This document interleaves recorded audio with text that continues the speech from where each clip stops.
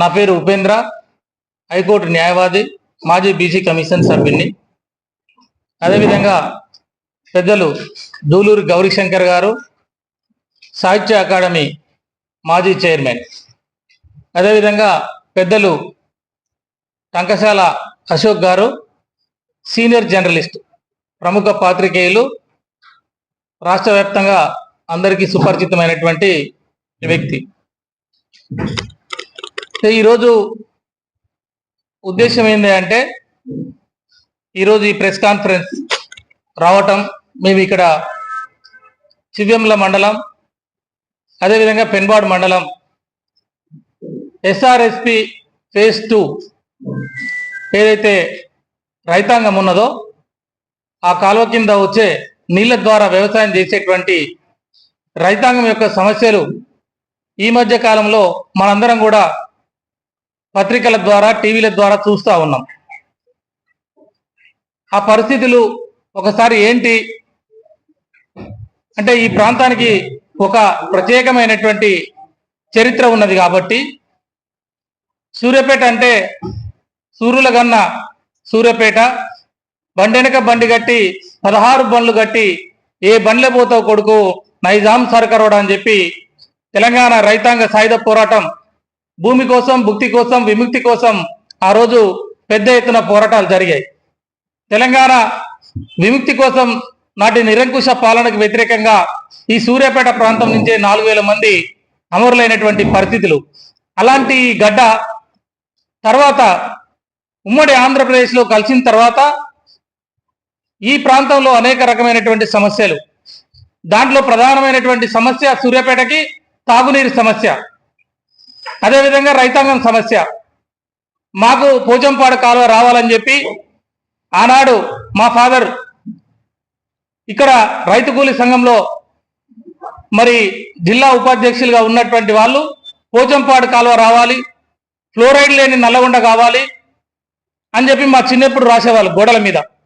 అది చదివి పెరిగిన మేము 95, 96, 97 ఇంటర్మీడియట్ డిగ్రీ వచ్చేసరికి సూర్యాపేటలో చదువుకునే సమయంలో మురికి నీళ్ళు వద్దు, కృష్ణా నీళ్ళే ముద్దని చెప్పి ఇక్కడ తాగునీళ్ళ కోసం ఉద్యమాలు జరిగాయి. అక్కడ చూస్తేనేమో రైతాంగానికి నీళ్లు లేవు.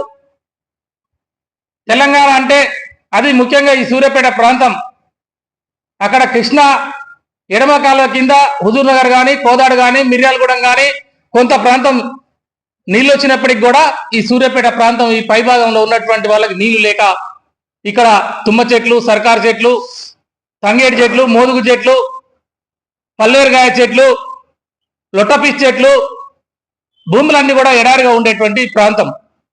అప్పుడు రైతాంగం చాలా ఇబ్బంది పడి రైతులు తమ పశువులను కూడా మరి కలేబరాలకు అమ్ముకునేటువంటి పరిస్థితులు, కాలువ కిందకు పోయి 5 ఎకరాలు 10 ఎకరాలు ఉన్న రైతులు కూడా కాలువ కింద పోయి పని చేసుకొని 4 గింజలు వచ్చి బతికేటువంటి ప్రాంతం.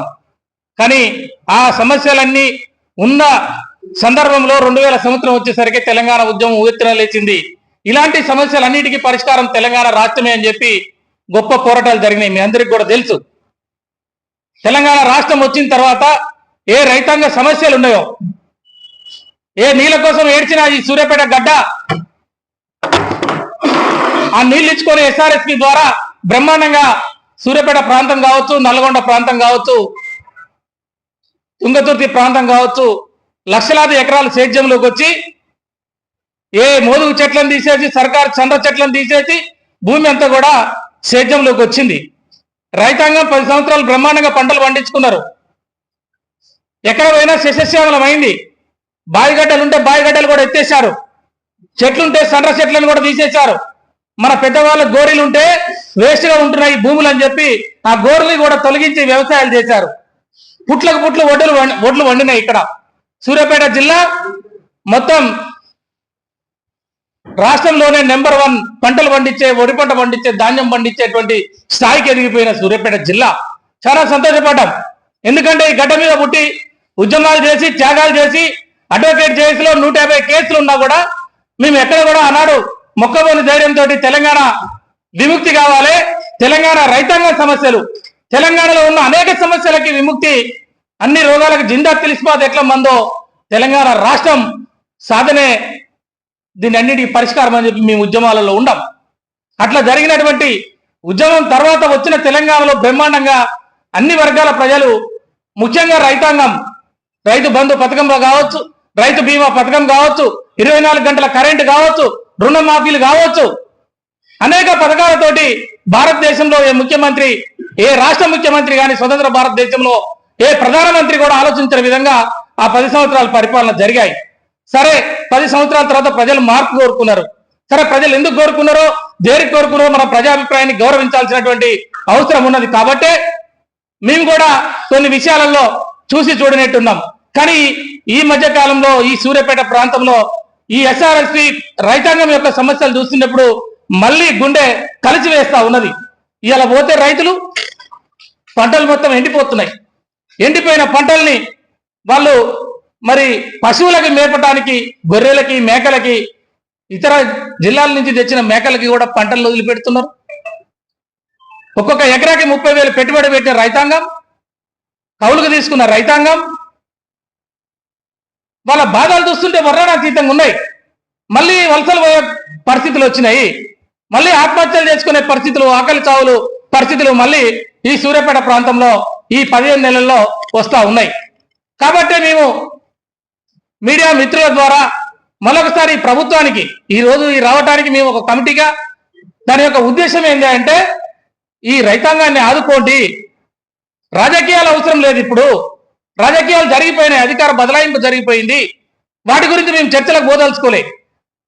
కానీ ఇక్కడ ఉన్నటువంటి మంత్రులుగా ఉన్నటువంటి వాళ్ళు సమర్థమైనటువంటి నాయకత్వంగా మీరు పేరు, ఈ రాష్ట్రం ఈ జిల్లా నుంచి వచ్చినటువంటి నాయకత్వం, రైతాంగ కుటుంబం నుంచి వచ్చినటువంటి మీరు మరి ఈ రైతాంగాన్ని ఎందుకు ఏడిపిస్తున్నారు? ఆ రోజు వేసుకోమా, మీరు పంటలు వేసుకోండి, మేము నీళ్ళు ఇస్తామని చెప్పి, వారానికి ఒకసారి ఇస్తామని చెప్పి, పంటలు వేసిన తర్వాత వాళ్ళని నడి బజార్లో వదిలిపెడితే ఇలా రైతాంగం యొక్క పరిస్థితి ఏంది? ఒక్కొక్క రైతు 5 బోర్లట, 3 బోర్లట. ఇలా కోటపాడు అనే గ్రామం మాది సొంత ఊరు, రాయపాడు మా అమ్మమ్మ ఊరు. ఇప్పుడు నా మిత్రులతో అందరితో మాట్లాడితే కోటపాడులో 400 బోర్లు వేశారు. 400 బోర్లు అంటే ఒక బోర్కు 40,000 రూపాయలు, 50,000 రూపాయలు. అంటే ఒక ఊర్లో 2 కోట్ల రూపాయలు ఈరోజు మళ్ళా బోర్లకు పెట్టేటువంటి పరిస్థితులు వచ్చినాయి. అంటే తెలంగాణ రాష్ట్రం ఏర్పడటానికి ముందర పూర్వ ఆంధ్రప్రదేశ్లో బోర్ల కోసమే మన బతుకులు, బోర్ల మీదనే వ్యవసాయం చేసిన రైతాంగం. కరెంటు బిల్లులు తక్కువ చేయమంటే నాడు చంద్రబాబు నాయుడు కరెంటు బిల్లులు తక్కువ చేయకుండా రైతుల్ని కాల్చి చంపిన సందర్భంలో ఆ రోజు ఉద్యమం ఉవ్వెత్తున లేచినటువంటి పరిస్థితులు. మళ్ళీ ఇలా రైతాంగం బోర్లు ఏడ్చుకుంటూ, బారుల మీద పుస్తకాలు అమ్ముకుంటూ, అప్పులు చేస్తూ బోర్లు వేసే పరిస్థితి ఎందుకు వచ్చింది? నిజంగా మీరు ఆ కాలువ నీళ్ళు ఇస్తే, మీరు అధికారంలోకి వచ్చిన తర్వాత ఆ ఎస్ఆర్ఎస్పి నుంచి మీరు ఆ నీళ్ళను కనుక, గోదావరి నీళ్లను వదిలింటే, అన్ని చెరువులు కనుక నింపుంటే ఈ రోజు ఈ ప్రాబ్లం వచ్చేదా? సూర్యాపేట రైతులు అన్నమో రామచంద్రాన్ని ఏడ్చే పరిస్థితులు వచ్చాయా? కాబట్టి మరొకసారి మేము ఈ ప్రభుత్వానికి విజ్ఞప్తి చేస్తా ఉన్నాం. పోయిందేదో పోయింది. ఇప్పటికైనా చివరిగా ఉన్నటువంటి వాళ్ళకైనా మీరు వెంటనే ఆ నీళ్లు వదలండి.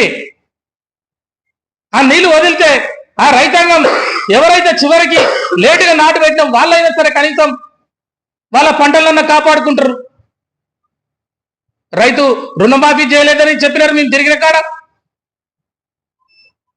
మరి రైతులకు సంబంధించినటువంటి రైతు బీమా పథకాలు అమలులో లేవు, నీళ్లు ఇవ్వటం లేదు. రైతుల కోసమే కదా ఉద్యమం వచ్చింది తెలంగాణ రాష్ట్రం. కాబట్టి నేను ఏమంటున్నా, ప్రభుత్వం వెంటనే, ప్రభుత్వ పెద్దలు, మంత్రి గారు, ఈ రాష్ట్రంలో ఉన్నటువంటి నీళ్ల మంత్రి, ఈ జిల్లా నుంచి ఉన్నటువంటి నీళ్ల మంత్రి గారు వెంటనే చొరవ తీసుకొని ఆ రైతాంగం యొక్క కష్టాలు, కన్నీళ్లు తెలుసుకొని మీరు పర్యటించి వెంటనే మరి ఆ నీళ్లు ఎట్లా వదులుతారు? ఒకవేళ నష్టపోయిన రైతులకి 30,000 రూపాయలు పెట్టుబడి పెట్టిండి ఒక్కొక్క రైతు ఎకరాకి. 30,000 రూపాయలు ఏమంటే మీరు నష్టపరిహారం ఇవ్వాలని చెప్పి కూడా మేము సూచన చేస్తా ఉన్నాం. రేపు రాబోయే కాలంలో కూడా ఇంకా 3 సంవత్సరాలు, 3.5 సంవత్సరాలు ఈ రకంగా ఉంటే వాళ్ళు ఎట్లా బతికేది? జీవితం మీద ఆశలు లేకుండా పోతున్నారు. ఇప్పుడు 3 ఊర్లు, 4 ఊర్లు తండాల బిడ్డలు, లంబాడి బిడ్డలు ఉన్నదే 2 ఎకరాలు, 3 ఎకరాలు, వాళ్ళని రోడ్డు మీద పడేస్తే వాళ్ళు ఇవాళ మొత్తం చౌటుపొల, నగరకల్లు, నరకడిపల్లి ఈ ప్రాంతాలలో కంపెనీలలో పనిచేయడానికి రోడ్లు వేస్తుంటే కాంట్రాక్ట్ వర్క్ చేయడానికి లేబర్ పోయారని చెప్పి వాళ్ళు చెప్తుంటే చాలా బాధ వేస్తున్నది. కాబట్టి మీరు కూడా మీడియా మిత్రులు మీరందరూ కూడా ఉద్యమంలో ఉన్నవాళ్ళు. ఈ సూర్యాపేట రక్తం అంటేనే పోరాటాల రక్తం చరిత్ర ఉన్న ప్రతి ఒక్క జర్నలిస్ట్ వెనుక కూడా ఒక చరిత్ర ఉన్నది. వాళ్ళ కుటుంబాలను చూస్తే వాళ్ళ పెదనాయనో వాళ్ళ తాత వాళ్ళ బాబాయో ఈ విముక్తి కోసం చేసిన పోరాటంలో మీరందరూ కూడా ఉన్నారు. మనందరికీ కూడా బాధ్యత ఉన్నది. ఒక రాజకీయ పార్టీగా నేను ఒక రాజకీయ పార్టీని విమర్శించడానికి ఇక్కడ మాట్లాడడానికి రాలేదు. కానీ ఈ రైతాంగం యొక్క కష్టాలు, ఈ ప్రజల యొక్క సమస్యలు తీర్చడానికి మీరందరూ కూడా గొప్ప భూమిక పోషించాలని కూడా మీకు విజ్ఞప్తి చేస్తా ఉన్నాం. అదేవిధంగా ప్రభుత్వానికి కూడా విజ్ఞప్తి చేస్తా ఉన్నది ఏంటంటే ఆ రైతాంగం యొక్క సమస్యల్ని వెంటనే మీరు తీర్చాలని కూడా మా పక్షాన, మా న్యాయవాదుల పక్షాన కావచ్చు, జర్నలిస్టుల పక్షాన కావచ్చు, సీనియర్ పాత్రికేయులు దేశంలోనే ఒక పేరున్నటువంటి ఇలా వారు కలత చెంది పత్రికలలో జరుగుతున్నటువంటి పరిస్థితులు ఏంటని చెప్పి నేనే తెలుసుకుంటా ఫీల్డ్ మీదకి వస్తా అని చెప్పి సీనియర్ పాత్రికేయులు అయినటువంటి వారు మిత్రులైనటువంటి గౌరీశంకర్ గారికి ఫోన్ చేయడం ద్వారా ఒక న్యాయవాదిగా నేను కూడా హైకోర్టులో ఉన్నటువంటి న్యాయవాది కాబట్టి అసలు విషయాలు ఏంటి అని చెప్పి ఏదో పేపర్లను, టీవీలను, యూట్యూబ్లలో, సోషల్ మీడియాలో పడిపడక వచ్చేటువంటి వార్తల మీద వచ్చినటువంటి అంశాల మీద మేము రాలే. కాబట్టి దయచేసి మేము ప్రభుత్వ పెద్దలకు విజ్ఞప్తి చేసేది ఏంటంటే వెంటనే ఆ ప్రజల కష్టాలు కన్నీళ్లు తీర్చాలని చెప్పేసి మా అందరి తరఫున విజ్ఞప్తి చేస్తా ఉన్నాం.